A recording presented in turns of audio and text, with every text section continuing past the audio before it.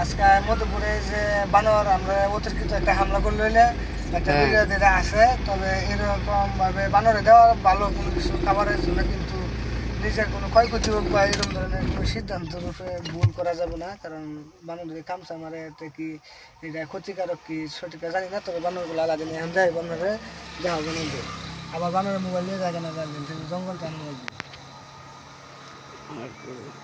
মানে অনেকগুলো আছি, মাত্র 4-5টা আছে। কারো কারো পলায় রয়েছে দিদি বাচ্চা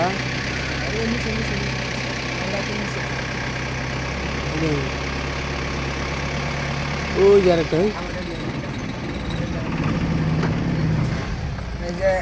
এই যে বানর দেখাইতেছি যে আলাদিনে কিন্তু বানর অনেক বেশি ভয় পায় গেছে না গেছে না। ওই যে বানর এই যে বসে রয়েছে লোকে রাখছে ধরতেছে, তো এই অবস্থা আর কি। তো আমরা চেষ্টা করছি আপনাদের মাঝে ভিডিওগুলা যাতে